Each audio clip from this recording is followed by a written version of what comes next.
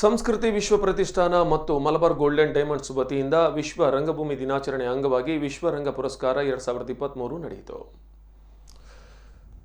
ಈ ಸಂದರ್ಭದಲ್ಲಿ ಮಾತನಾಡಿದ ಹಿರಿಯ ವಿಮರ್ಶಕ ಸಾಹಿತಿ ಪ್ರೊಫೆಸರ್ ಮುರಳೀಧರ ಉಪಾಧ್ಯಾಯ ಅವರು ಉಡುಪಿಯ ಭುಜಂಗ ಪಾರ್ಕ್ ಬಳಿ ಬೆಂಗಳೂರಿನ ರಂಗಶಂಕರ ಮಾದರಿಯ ಸುಸಜ್ಜಿತವಾದ ರಂಗಮಂದಿರವನ್ನು ನಿರ್ಮಾಣ ಮಾಡಬೇಕೆಂದು ಒತ್ತಾಯಿಸಿದರು.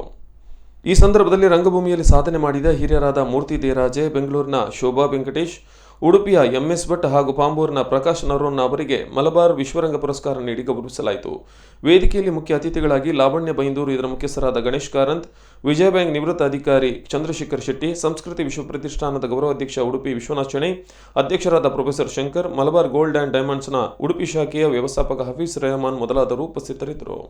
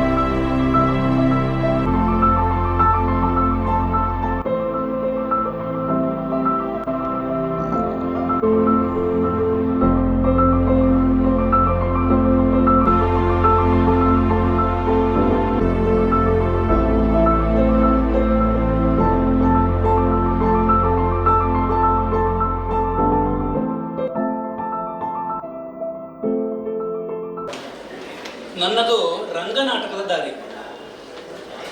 ರಂಗನಾಟಕ ಅಂದರೆ ಕೆಲವರಿಗೆ ಆಶ್ಚರ್ಯ ಆಗ್ತದೆ, ಇದೇನು ರಂಗ ನಾಟಕ ಎರಡು ಒಟ್ಟಿಗೆ ಹೇಳ್ತಾರೆ ಅಂದರೆ ಬೇರೇನೂ ಅಲ್ಲ, ಒಂದು ಸಾಹಿತ್ಯ ಕೃತಿಯ ಪ್ರದರ್ಶನ ಅಲ್ಲ ಅಂತಷ್ಟೇ. ಒಂದು ರೆಡಿಮೇಡ್ ಆಗಿರುವಂಥ ಯಾವುದೇ ನಾಟಕ ಸ್ಕ್ರಿಪ್ಟನ್ನು ಇಟ್ಕೊಂಡು ಮಕ್ಕಳಿಂದ ನಾಟಕ ಮಾಡಿಸ್ಲಿಕ್ಕೆ ನನಗೆ ಸಾಧ್ಯನೇ. ಕಾಲೇಜಿನಲ್ಲಿ ಇಂಡಿಯಾದ ಅತ್ಯಂತ ಪ್ರಸಿದ್ಧ ಒಂದು ಆ ಕಾಲದ ನಾಟಕ ಅಂಧಯುಗವನ್ನು ಬಿ ವಿ ಕಾರಂತರು 1 ತಿಂಗಳ ಶಿಬಿರದಲ್ಲಿ ನಮಗೆ ಕಲಿಸಿದ್ರು. ನಾನು ಅದರಲ್ಲಿ ಒಬ್ಬ. ಈ ಬೇರಿನಿಂದ ಆಗಿ ಅದು ಬೆಳೀತಾ ಉಂಟು. ಕಾರಣ ಯಾಕಂದರೆ ನೀವು ಹಣದ ವಿಷಯದಲ್ಲಿ ಮಾತಾಡಬೇಡಿ, ನಿಮ್ಗೆ ಏನು ಬೇಕು